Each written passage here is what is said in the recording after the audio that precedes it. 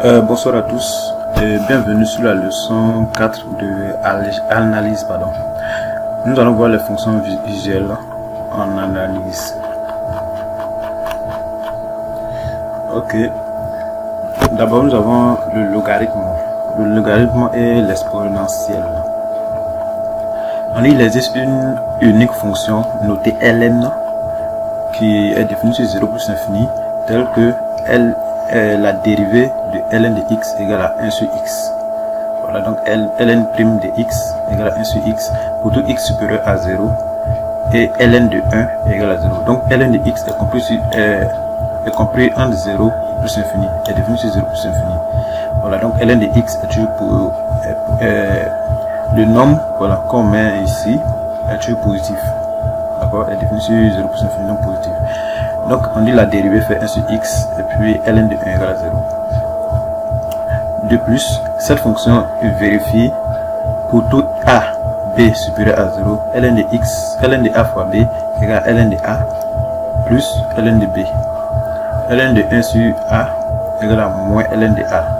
C'est simplement ln de 1 moins ln de a, c'est-à-dire ln de celui qui est en haut moins ln de celui qui est en bas. Or ln de 1 égale à 0, donc ça fait moins ln de a.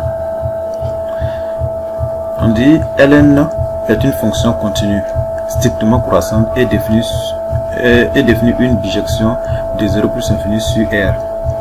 Ln de limite, lorsque x tend vers 0 de ln de 1 plus x sur x égale à 0 égale à 1. Normalement c'est égal à 0 sur 0, parce que ici quand on rappelle par 0 ça fait ln de 1 en haut, or ln de 1 fait 0, puis aussi on rappelle par 0 fait 0, donc normalement c'est 0 sur 0, mais comme ici, voilà, ici ils ont donné la formule, on dit c'est égal à 1. Voilà, il y a une manière de démontrer en posant que 1 plus x égale à 0. Je te demande de les trouver 1. Ensuite, la fonction ln est concave et ln de x inférieur ou égal à x moins 1 pour tout x. Donc, voici la fonction ln de x qui est là. Voilà, c'est concave. C'est-à-dire ça prend cette allure, vous faites. Dérivation. Soit u. I est dans 0 plus infini, une fonction dérivable sur i. On a la fonction x, on associe y égale à ln de u de x est dérivable sur i, et ln de u de x prime égale à u prime de x sur u de x. Donc la dérivée de ln de u de x, ça fait la dérivée de celui qui est en haut, on met en haut ici, sur lui-même en bas.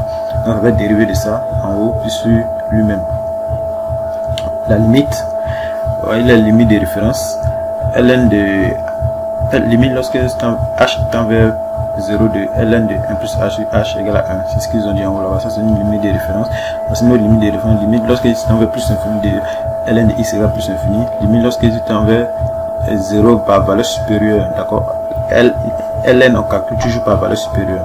Donc limite lorsque il tend vers 0 par valeur supérieure de ln de x égale à moins l'infini. Limite lorsque il tend vers plus infini de ln de x sur x égale à 0. Limite lorsque il tend vers plus infini par valeur 0 par valeur supérieure de x ln de x égale à 0. Puis la limite lorsque il tend vers plus infini de ln de x sur x puissance alpha égale à 0. Limite lorsque il tend vers plus infini de x puissance alpha ln de x égale à 0. Voilà, puis alpha supérieur à 0. Donc tout ça sont les limites de référence. On dit que ln de x s'appelle le logarithme naturel ou aussi le logarithme népérien. Il est caractérisé par ln de e égale à 1. Donc ln de expo égale à 1. On définit le logarithme à base a par le logarithme à base a de x égale à ln de x sur ln de a. Donc ça va faire ln de celui qui est ici sur ln de celui qui est là. De sorte que le logarithme à base a de ln de a égale à 1. Voilà.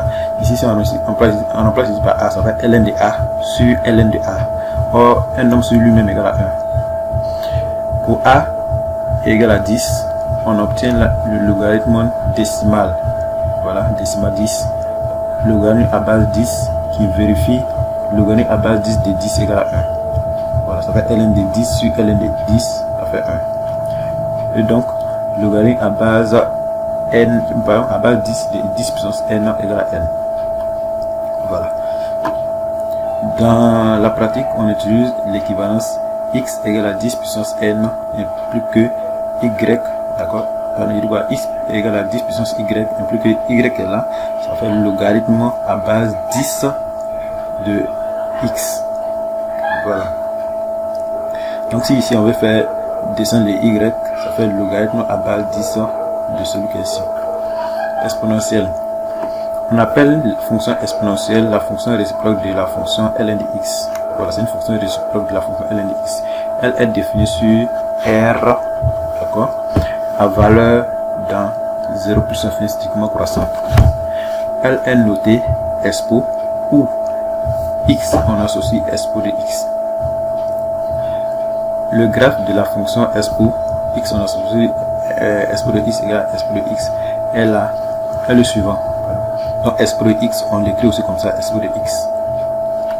Donc voici la fonction expo, elle est strictement croissante. Proposition. Pour tout x, y élément de R, expo de x plus y égale à expo de x multiplié par expo de y. C'est normal, a puissance m plus n, ça fait a puissance m multiplié par a puissance n. C'est la même chose que là. Expo de x, y, ça fait expo de x, y.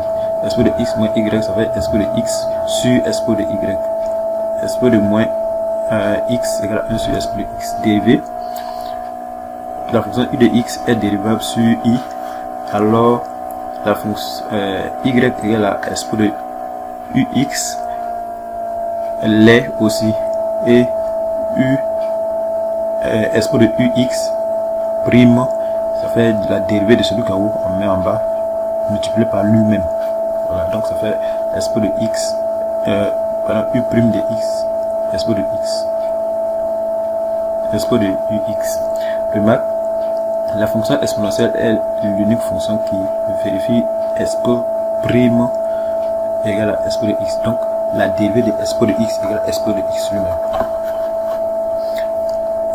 Donc expo de 1 égale à expo de 1 qui est égal à expo. Ou expo égale à environ 2,118 est le nombre qui vérifie ln de e égale à 1. Donc ln de e égale à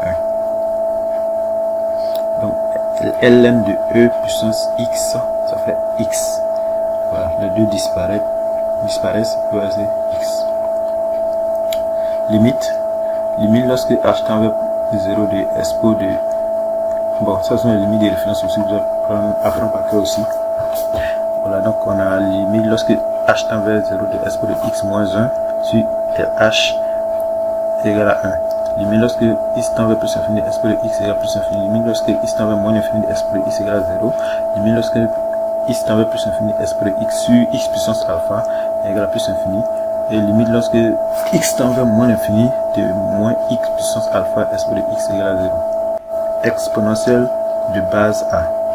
La fonction exponentielle de base a est la fonction définie par, pour tout x élément de R, expo à base a de x égale à ax. On fait a puissance x, celui qui est là, puissance celui qui est là, qui est égal à expo de x ln de a. Au fait, ici là, c'est quoi? On sait que celui-là, normalement, il peut monter pour venir ici.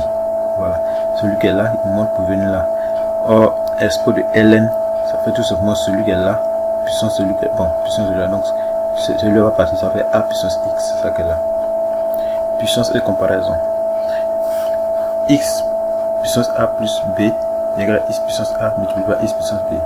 Bon, c'est la même règle. Racine de a égale à puissance 1 demi qui est égal à expo de 1 demi de ln de a. Racine nème de a égale à puissance 1 sur n qui est égal à expo de 1 sur n ln de a. On considère la fonction f définie sur ça. Détermine la limite de f en moins l'infini. Bon, la limite de celui-là en moins l'infini ça fait 0. La limite de expo de x en moins l'infini ça fait 0. Donc ici ça fait 1 plus 0 ça fait 1. Ici ça fait 0 sur 1. Réel, pardon, oui c'est ça, 0. Je dis comme 0. On a 0 en haut, on a 1 en bas, ça donne 0. Voilà, c'est ça qui nous donne 0. Parce que ici on dit quoi? La limite de référence, la limite en moins l'infini de expo de x ça fait 0. Donc ça va donner en moins l'infini, ça donne 0, ça donne 0, donc ça fait 0 sur 1, ça fait 0. Montrer que f de x égale à ça aussi. Voilà, on veut montrer que f de x égale à ça, tout simplement, puisque celui-là, expo de moins x égale à 1 sur expo de x. Donc quand tu vas rendre au dénominateur, il y a un expo de x qui va monter. Ça fait expo de x sur 1 plus expo de x qui va donner ça. Calculer la limite de f en plus infini. Voilà, la limite de f en plus infini, c'est quoi? Ici, celui qu'elle a, ici même. La limite en plus infini de expo de x avec plus infini. D'accord? Donc ici, puisque ici, f de x égale à aussi lui là. Donc la limite en plus infini de ça, de moins expo de x. Alors ça va faire moins l'infini. D'accord? Moins l'infini. Donc ça fait, ici ça fait réel sur infini. Réel sur infini ça fait 0. Ça fait 0 aussi. Maintenant, calculer la limite de f en plus infini. Bon, c'est ce qu'on va faire. On déduit l'existence de deux asymptotes de la courbe. Ici on a calculé la limite en moins l'infini, on a trouvé 0. Donc en moins l'infini, on a trouvé un nombre réel. D'accord, donc ici, ça donne une asymptote horizontale. Ici aussi, en plus infini, on a trouvé un nombre réel, ça donne une asymptote horizontale aussi. Voilà. Bon, si je ne me trompe pas en tout cas. Donnez là ou les solutions de l'équation. Quelle équation? L'équation qu'elle a. Voilà. Ici, pour démontrer tout simplement, on a ln de a, ln de x puissance 3 moins ln de x moins 1 sur ça, et égal à ça. Donc ici, puisque ici on a un moins, ça fait ln de x plus 3 sur, tout ça dans la parenthèse, hein, sur x moins 1. Donc on aura x plus 3 sur x moins 1. D'accord? Voilà. Maintenant, à partir de là, bon, ça pourra aller. Ici, bon, qu'est-ce qu'on peut faire? Une fois on a ça, bien tout simplement, ce qu'on peut faire là, c'est très simple. Il suffit de prendre moins 1, tu remplaces. Voilà, pour aller un peu rapidement, moins 1, tu remplaces. Ici, si on remplace par moins 1, ça fait moins 1 plus 3, ça fait 2. D'accord? Là, ça fait 2. Ici, si on remplace par moins 1, ça fait moins 1, ça fait moins 2. ln de moins 2 n'existe pas. D'un nombre négatif n'existe pas. Donc, d'abord, moins 1 n'est pas une solution. Ensuite, 3. ln de 3 plus 3, ça fait 6. Donc, ici, on aura ln de 6. Et puis ici, ln de 2, pardon, de 3 moins 1, ça fait 2. Donc, on aura ln de 2. Donc, on aura ln de 6 moins ln de 2. Ici, ln de 6 moins ln de 2, ça fait ln de 6 sur 2. D'accord? Tout ça dans la même partie, ln de 6 sur 2. Or, 6 sur 2, ça fait 3. Donc, on aura ici ln de 3. D'accord? Ici, si on remplace le 3 ici, le x par 3, on aura ln de 3. Donc ici, on aura ln de 3 égale à ln de 3. C'est vérifié. Donc ça est une solution. Ici, déjà, lui-même n'est pas une solution. Donc ça, c'est pas une solution. Donc voici la meilleure réponse. Ok. Ici, on dit donner là ou les solutions de l'équation qui est là. Voilà, ici, c'est à peu près le même procédé. Seulement que, qu'est-ce qu'on va faire? On va poser que ln de x, d'accord, égale à grand x par exemple. Donc on aura, si on remplace ici ln de x par grand x, d'accord, on aura grand x au carré.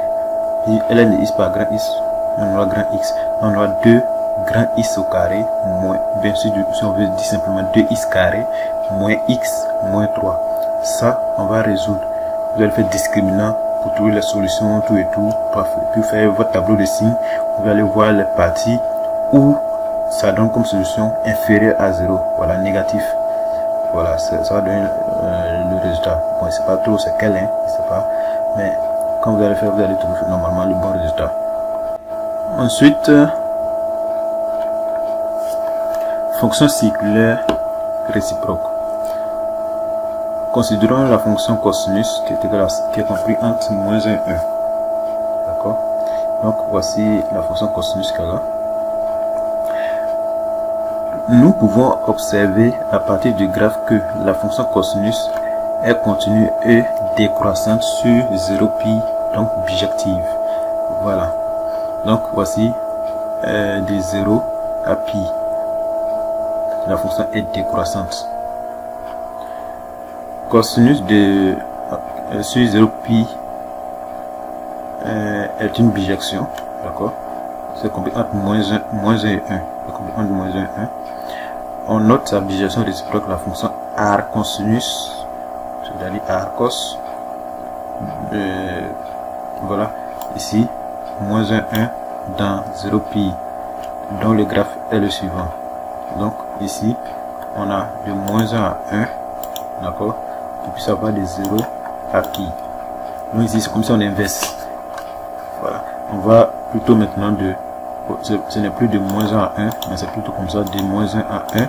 Et puis ce n'est plus de 0 à pi, c'est plutôt de 0 à pi, comme ça. Donc la fonction est décroissante.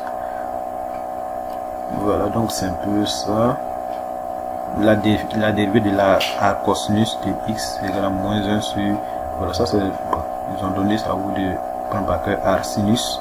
C'est la même chose. Voici arsinus qu'elle a. Voici sinus qu'elle a. D'accord. Voilà. Nous pouvons observer la partie du graphe que la fonction sinus est continue et strictement est croissante. Voilà, sur moins pi sur 2 à pi sur 2. Donc bijective aussi. Sinus de temps est une bijection. On a sa bijection réciproque la fonction à cosinus, arsinus. Voilà. C'est un peu pour le contraire. Il est la même chose comme cosinus. Maintenant la dérivée de arsinus égale arsinus prime de x égale à ça. Là il n'y a plus de moins là, et puis ce n'est plus moins, ce n'est pas plus pardon, c'est moins. Voilà, parce que ici là il est ici mais c'est moins, d'accord. Donc c'est le moins qui différencie les deux. Maintenant considérons la fonction tangente, voilà, qui est égale à sinus de x sur cosinus. Et ça c'est depuis la classe 3e on nous a dit, hein, tangente égale sinus sur cosinus. Voilà, la tangente est là, simplement. Et puis la dérivée de la tangente égale à ça. Là il n'y a pas de racine, puis ça se transforme en plus. Là il n'y a pas de signe moins. Fonction hyperbolique. Cosinus hyperbolique et sinus hyperbolique et l'inverse. Pour x appartenant à R, la cosinus hyperbolique, le cosinus hyperbolique est cosinus hyperbolique de h, c'est h de x égale à expo de x plus expo de moins x sur 2. La restriction cosinus hyperbolique, si 0 plus infini est continue et strictement croissante, donc cosinus hyperbolique est compris entre 0 plus infini dans 1 plus infini est une bijection. Sa bijection réciproque est nommée argument cosinus hyperbolique et est noté arc ch, argument cosinus hyperbolique, qui est compris entre 1 plus infini dans 0 plus infini, défini par arc cosinus de x. Voilà, arc cosinus, bon, arc ch égale à ln de x plus racine. Voilà, ça va prendre aussi par cœur. Maintenant sinus hyperbolique c'est égal à ça, d'accord. Cosinus est égal à ça, et puis sinus est égal à ça. Voilà, si vous remarquez bien, c'est à peu près les mêmes trucs en choses complexes, à peu près. Seulement que au niveau complexe, il y a un i ici. Au niveau sinus, il y a un i. Sinon, c'est à peu près la même chose. Voilà, son arc sinus, le i c'est égal à ça. Alors ici c'est moins, là c'est plus simplement. Sur les dérivés, aussi ça va prendre par cœur. Tangente hyperbolique et son inverse. La tangente hyperbolique de x c'est sinus hyperbolique de x cosinus hyperbolique. Bon, c'est à peu près le même truc, hein. Puis on a la tangente de x égale à 1 demi de ln de 1 plus x sur 1 moins x. Et puis voici les propriétés, tout ce qui est vu en haut. Ils ont résumé tout en bas ici. Donc ça apprend par cœur. Voilà, donc c'est un peu ce que je voulais vous montrer. Voilà, dans ce coup, il n'y a pas grand chose à dire dedans. Ce qui est un peu nouveau, ce sont les a cosinus, a sinus, et puis les fonctions hyperboliques. Bon, si on n'a pas ça, il n'y a pas grand chose dans ce coup. C'est pas aussi compliqué que ça. Merci et à très bientôt.